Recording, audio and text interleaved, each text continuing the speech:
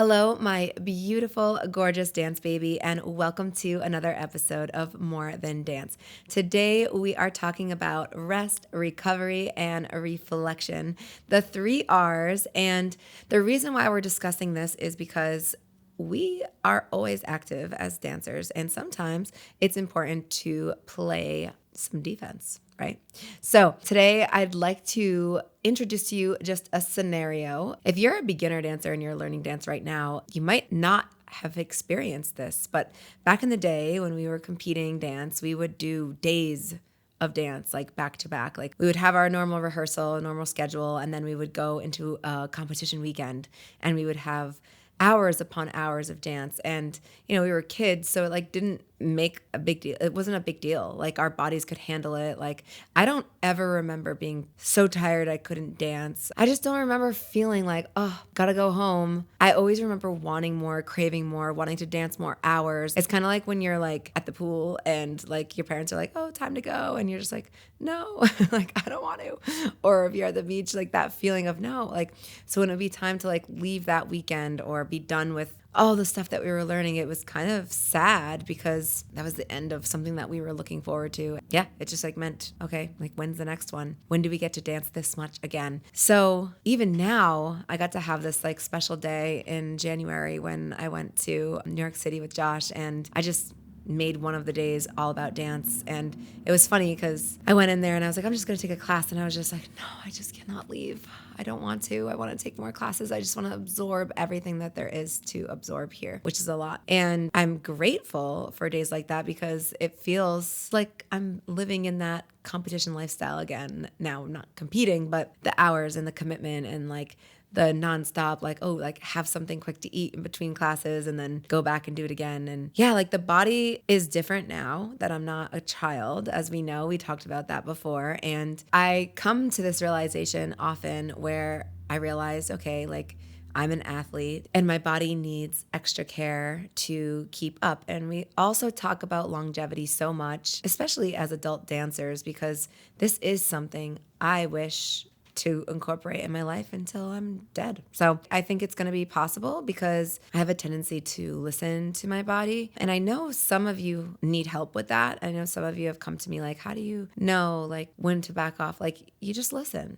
You just listen very closely and you say like, oh, what does my body need today? There's two types of things that happen. One, you could be fighting hormonal changes. You could be feeling that you're just like, oh, I could do something else, or feeling bogged down by like tasks that aren't involving your hobby. And maybe, your body just doesn't feel right. And there are some times when your body's going to be talking to you and it's going to be saying like, just stay home. You're cozy right now. That's not the type of rest I'm talking about. I'm talking about the kind where it's really actually needed, not just when you're feeling like a bout of laziness. And those can creep in, and it's our job to decipher which one is which. So for me right now, handling these feelings, if I had to figure out exactly what it's from, it's probably like an overuse type thing. So usually what I do with that is I just kind of like back off. I don't go as hard. However, I still go. And I think sometimes we have these all or nothing personalities where it's like, well, if I'm not going to go hard, I might as well not go. And gosh, if that was my mentality, like I probably wouldn't be running a dance studio because that would mean that I would have so many cancellations and so many like things because of my own body. And I think it's just such a great skill to be able to alter the way you're showing up and still show up. Because in a way, that's what life is. It's figuring out how to accommodate yourself in the current season. So in this current season of my hips actually really hurting, I might take a lighter jump instead of a big jump. I might not jump at all. I might show my students how to do something and then say, I'm probably going to do this once or twice, so make sure you look at it now. And you as a student, it's actually even easier because you can come to the class and just be like, okay, yeah, that's the thing that actually aggravates me. I'm going to do something else. And it's like getting a chance to dance without the punishment of having to stay at home. And granted, that can feel really good. Like you can be in bed with a heating pad on and just be like, wow, this feels nice. This is just what I needed.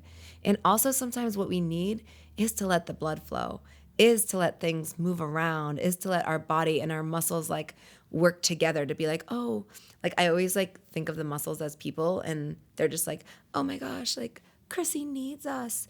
Oh my gosh, she does. She hasn't used us in a few days. And then like they're talking and they're like, oh, how can we come and help her? So like because I'm moving, they're like, hey guys, let's work let's work together and let's like help her out. And so like, you could just picture like the leader of the clan being like, come over, you get this side. And then the other one's being like, okay, no, I got it. Are you ready? Like 5, 6, 7, 8. And it's just like this like fun way of like thinking about your body, like taking care of you in the end, because that's what it does. So example, when you first show up to dance and you're taking your first class, you might be actually really sore because your muscles are probably saying like, she hasn't used us in 5 years, guys. Let's go. And so like your muscles like, excuse me, like waking up, like, do you know that meme when the dog like just wakes up and he's like on the couch and his like fur is all over the place? And I don't know, it's like a really cute meme. That's how I picture it. And at the same time, it's like really cool because it listens. Your body like gets the memo. It's like, oh, 5 years. Okay. Yeah, that's no problem. We'll be right there. We'll be right there for you. And sometimes it gets scary to depend on that because of, again, the unknown. Like we don't really know. Oh, I don't want to hurt myself like I did that other time, or I don't want to jump in too fast because like, okay. And don't stop making it so difficult. Like you don't have to make it that hard. You can make it how it needs to be in a slow manner. And maybe it's time to visit self-control if you're scared that you're going to push too hard when you go in. Because something that I'm saying is, Chrissy, hold back. And I had to say it yesterday in Dance With Me. I was like, Chrissy, hold back, because it's so fun. And in the moment, especially in a sweaty class like Dance With Me, our bodies are so warm that it can take on more than it does when it's not warm. It's kind of funny. Also, what I love about twerk shop, because once you like finish the twerk shop warm up, you're like, okay, I can do anything. Split, no problem. And it's funny because to me, yeah, it's hard a little bit to be like, okay, hold back. You're having so much fun, but hold back. What's actually more fun is getting to show up at dance every day. That's more fun than having to be so put out that I'm like, wow, I really blew it. I didn't listen. And I think we can all get used to rehearsing this skill because we have more things coming up. I was just thinking about this the other day. I was at the beach and there's this wall. And as kids, we would jump off the wall. It's a big wall. I think there's just something different. Like when you're a kid, like your limbs can handle like way more. And I could never imagine doing that right now, ever. And if I did, like, I think I would be ruined for like some days. And the reason why I'm bringing this up is because when you're dancing as a kid, the way that you feel pain is, in my experience, very different. I'm thinking about it because I was a gymnast and like we had a lot of pain in gymnastics. Like we were doing strength, we were in top shape, doing some crazy stuff. However old you were, that's how many pull-ups you did to pass like the conditions tests every year. And we would do like thousands of push-ups and like calf raises. And like there was just this whole dedication to conditioning. And that was teaching us to push through pain and discomfort to get what we wanted, which if we want a back handspring on beam, like we better be able to do this, and that many of those to be able to do it. And when I think about like how we wear knee pads and everything now, like we never wore knee pads as a kid. Like we just didn't. Like we didn't need to either. And the way that I get to nurture my body now is very different than the way I nurtured my body then. And I don't really remember nurturing my body that much as a kid. I remember just like plowing through stuff and just being like, yeah, I got this. There are times where we would be on the monkey bars, like skipping bars, and like we would slip and like land on our backs and like get the wind knocked out of you and just be like, okay, whew, that one hurt. And then just like get up and do it again.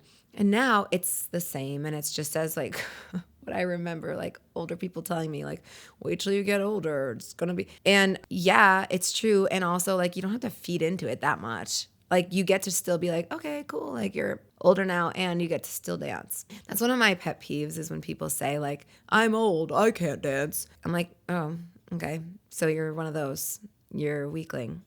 And like, you're going to use your age to destroy your capabilities and your fun.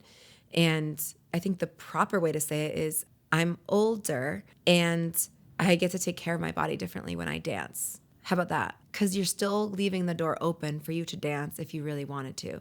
And I struggle with this also because I think that's like just the easiest, like low hanging fruit excuse for people to say too, is like, oh, I'm old, like I don't dance. Like, okay, that you got me. That's an easy one.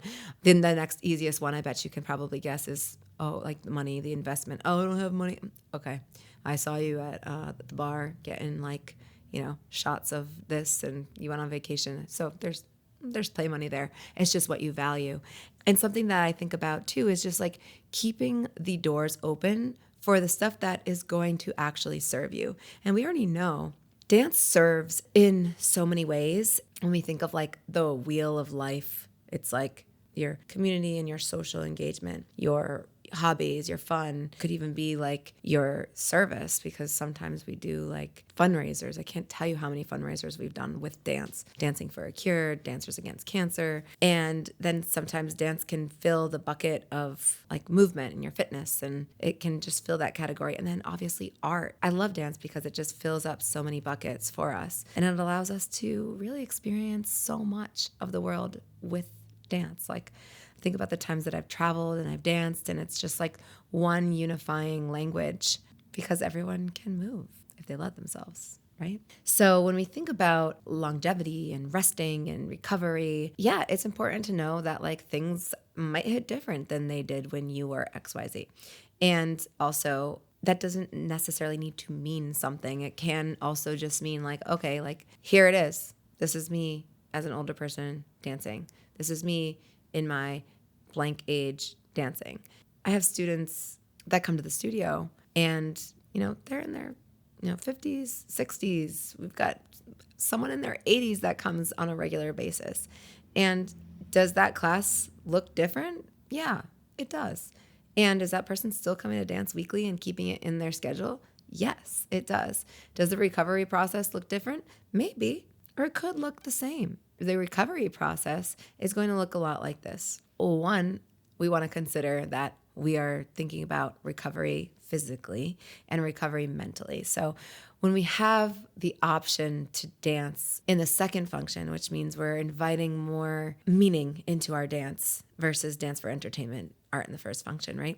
We are allowing ourselves to be vulnerable and open up different pathways for us. So let's say that we're dancing like a very emotional routine. And it's just the same as if an actor, I always think about Heath Ledger when he did the Joker, like he adopted that persona and that role and it became him. And who knows like the deep, deep whole story. I think maybe some people do. I don't. But I do know he was affected by that role. And the same can be true on other scales, maybe lower scales, for a dancer when they're adopting the role and they're like, whoa, I just danced all that out. Like, was I ready for that? Or those feelings just came to me like while I was dancing and like, wow, I get to sit with that. And I think it's important that we do sit with that. So that's why it's nice if you can have an opportunity to reflect after dance and to build in the time for reflection and account for your successes and your highlights. And this is something that I put into practice at the studio for all my students because it is so important. Like, oh, how did that routine hit you? How did that feel when you did that move that you haven't done in a while? Or what was a cool success? Oh, you landed your double turn. Like, that's awesome. And, oh, you felt really good about your outfit. We have this like funny thing at the studio where we talk about our like trifecta. And it's when you love the song and you love the way your costume's fitting and looking. And then the choreography just hits really well for you and you remember it. And it's like this magic night kind of because everything feels really good. And for us, when we have a moment where maybe it's not hitting it, why? I wonder. Like, so after the class, it's nice to understand that reflection. Like, what did I bring into dance that I didn't mean to bring in? Did I have a really rough week and all of a sudden I brought that into the dance? Maybe. Did I have a really rough week and maybe I got to express all of that and now I feel heavy? Now I feel like I need to like sit with that. So there's parts of your recovery that are going to be mental, especially if we are learning a lot of information. Like, think about it that way too. So let's say you come to a workshop and it's 3 to 4 hours. You're in that workshop, you're learning, you're absorbing, you're taking in all this information. You might be like, wow, that's a lot. How cool. I just learned so much. And it's possible that you might be like, wow, I get to learn a lot. that's overwhelming and I feel behind and I feel, it could go the other way too. And that's why if we create the space after a class like that or after one of those weekends where, and that I was talking about in the beginning, where I had time to just like sit with, wow, that was really cool that I did that. I love that. Celebrate. We talk about celebration. So celebrating yourself, doing something so cool like that. And then also giving yourself the moment to be like, wow, that was hard. Or there was a time where I felt like I wanted to leave, but I didn't. Like making a time to acknowledge that. And then we have the physicality. So how do we take care of our body afterwards? Well, for me, there isn't so much that I do specifically for one class versus other classes. It's just what I'm doing on a daily basis.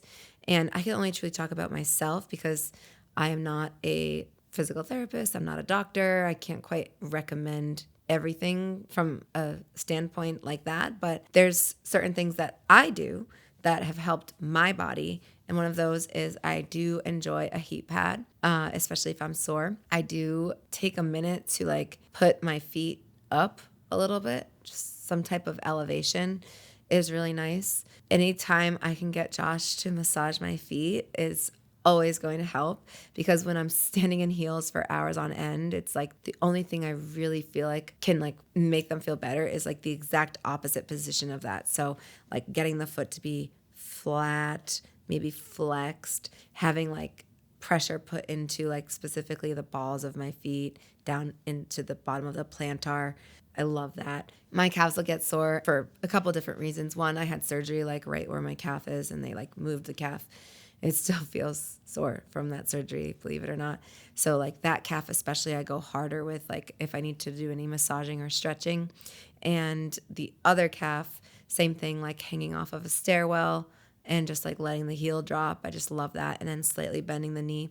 So there's certain stretches that you can do that help your body, especially like in the leg area, because dancers, are obviously on our legs a lot. And in terms of like upper body, same. Like I try to think about alignment when I'm not dancing. So I try to hold myself in a good posture. I try to think about using the muscles like they are in a team. So like it's kind of like recruiting all of the muscles to like make something easier. Anytime I'm standing for a long period of time, like sometimes when I'm DJing, like I'll try to stand in first position with my arms behind my back, laced. I was taught that that's the best way to stand for yourself to just feel like, one, you can recruit your muscles, and then two, that you can stand there in less discomfort for longer periods of time.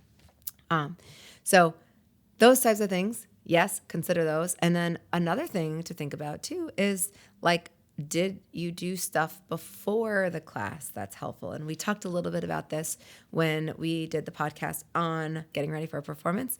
And it's kind of similar. So something that I like to do is to always eat properly. Like I'm always having chicken and rice and fat, right? Healthy, good foods. And then sometimes I'm eating completely healthy and clean. And sometimes I'm eating healthy and clean and then some. And at the end of the day, I'm still having what I need, my nutrients that I need, which means I'm having protein, I'm having carbs, and I'm having fat. And that's what my body needs to sustain what it needs. When I go into a dance class, I'm properly fed. In fact, you can see me sometimes, if I have 2 classes back to back, you can see me eating in my class real quick before I go into the next class, because it is important to consider food as fuel. And that's going to affect the way that your memory is. It's going to affect the way that you show up for your class. Like the worst feeling for me is to feel hungry while doing something that takes a lot of energy. So I try to avoid that. And sometimes you can do it over the course of a couple days. So if your class is on a Friday, make sure you start eating really good on Wednesday, because it's not just the day before that affects the day after. It's the accumulation of the days. So carbs, fats, proteins. Again, I'm not a nutritionist, so I'm not trying to tell you this. I'm just telling you what I do. And another thing that I like to do is make sure that my sleep is going great. If I can sleep for 7 hours or more, that is good for me. And I know that that's helping with my recovery of my muscles. And yesterday, Josh and I, we were reading this book, and it was talking about like compound interest. And if you start investing when you're 10 years old, like basically you're set, you're kind of good. And it was kind of cool in a way, because it had me thinking about sleep and like compounding hours of sleep. if I allow myself to get really good hours of sleep for about 3 months, I can guarantee myself that I would feel a little bit better than if I was getting crappy sleep for the same amount of time. I would show up differently. I might eat differently. I might reach for things that I don't normally like reach for. Like I might want more quick sugars and have like a lot more chocolate than I have. And it just might not fuel me in the best way as like long, sustainable, healthy meals do. And if you can think about like a bank of your sleep hours and just have them in there, they don't compound over time. So if you are getting really great sleep, great. You do it for 1 week, that's awesome. You put them in the bank. That's not going to help you the weeks later. You're not going to be able to use those hours.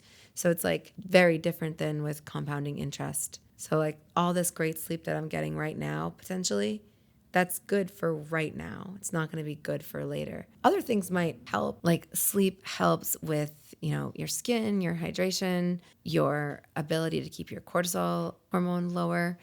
It does a lot of things behind the scenes other than what it is. So when we're prepping for maybe a week of dance or a weekend of dance, it's good to think about the after. Yes, so what you can do after the dance class, but really prepare for it beforehand. I always make sure to hydrate as much as I can. If you know me, you know that I carry my water bottle around with me everywhere. It's like I don't like to go anywhere without water or food, just in case. It makes me nervous. And when you're constantly thinking about what you can do for your body, how you can serve it and how you can give it what it needs, you're always going to be able to translate what it's saying to you. So the feedback that it gives you, it's kind of like a language that you get to have with your own body. And really you get to be the person who's taking care of this being and just happens to be yours. And for whatever reason, it's so easy to just like put it off and let life do its thing, where we get like caught up in, I got to go run this errand or I got to do this. You'd be able to do all those things better and be able to show up better when you're showing up so great for yourself. Proper recovery after class is, what can I change? What can I do differently? What's my body telling me that it needs? What's my spirit telling me that it needs?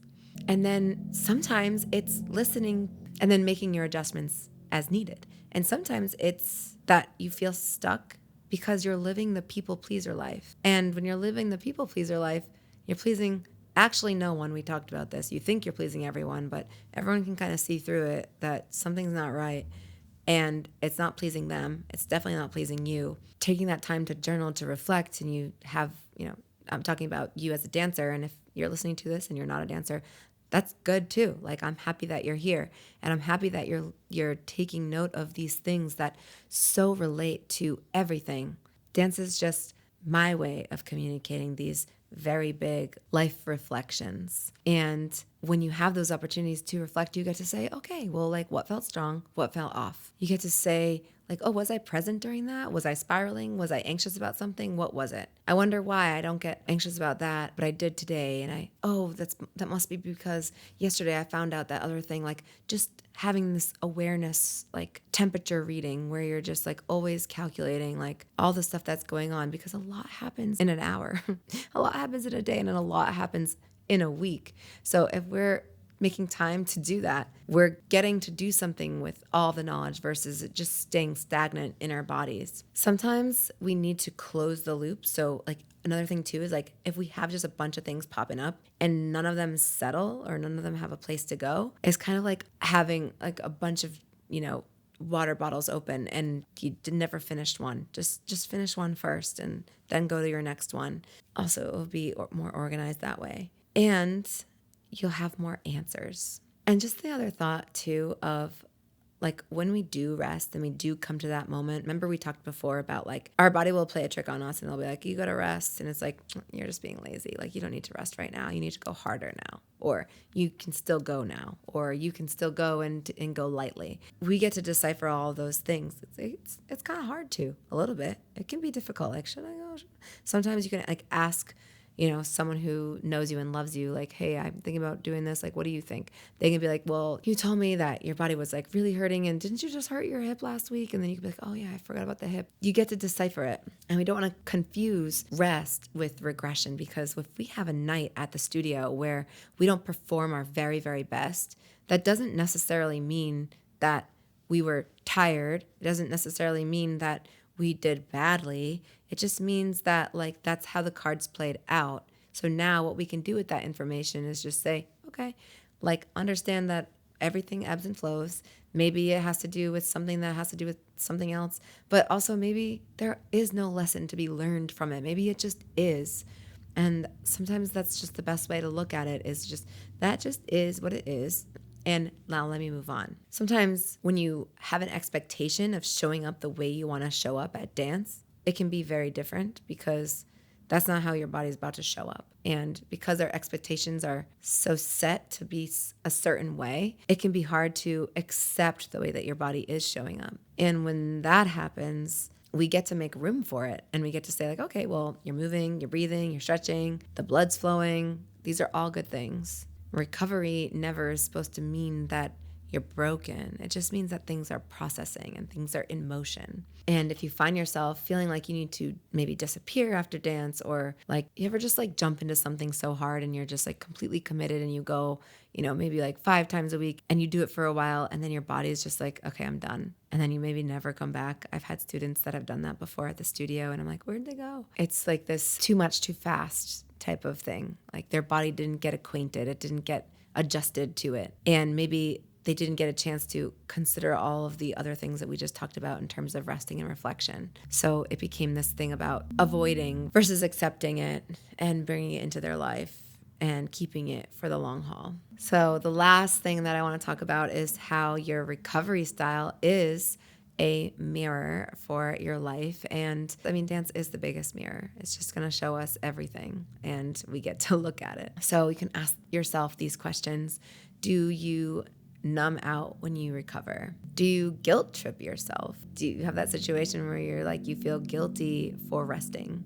Do you find yourself doom scrolling or snacking or doing things without having mindfulness behind them? And I invite you to consider some things that can be really helpful. So hot showers, cold showers, on and off, hot and cold, those are always great. Foam rolling, foam rolling, foam rolling, love it. I always feel so much better after I foam roll. We talked about journaling, and you can also do voice notes, which are really fun. If you can you can text yourself, you can also voice note yourself. Watching your videos, your dance videos, with just pure appreciation versus criticism. You can say thank you to your body. You can honor it in a special way if you do any types of rituals or anything. And then of course, just getting curious versus judgmental. Some affirmations for you. I'm not weak for needing recovery. I am wise for making it part of my routine. Reflection is fuel. It's not fluff. I move because I'm alive. I rest because I honor that life. And just to know that rest can be something that has different volumes. So the way that I rested after surgery was a very different rest than the rest that I give myself after DJing a wedding or after a tougher week of classes. So you can turn the volume up on your rest. You can turn the volume down on your rest. And it doesn't need to mean anything other than you purely taking care of your body. And then some last little thoughts when you're thinking about your dance class. What energy did I bring into class? What energy am I carrying out? Knowing that if something did come up in class, that you don't need to fix the one thing that didn't go right. And just understand that there are different ways to recover and rest and reflect, and they can be different all the time. So after one class, you might need more of a physical recovery. After another class, you might need a different type of recovery, more of a mental recovery. And then maybe after the next class, you need more of an energetic recovery. Maybe you're absorbing people's energies. And this is why reflection can be so important, because it gives you a starting point and it allows you to know, what do I really need? So I hope that this was helpful for you, and I hope that you remember to rest, recover, and reflect after your next dance class. And if you could, it would mean the world to me if you left a 5-star written review on Spotify or Apple Podcasts. Thank you so much, and I'll see you on the dance floor.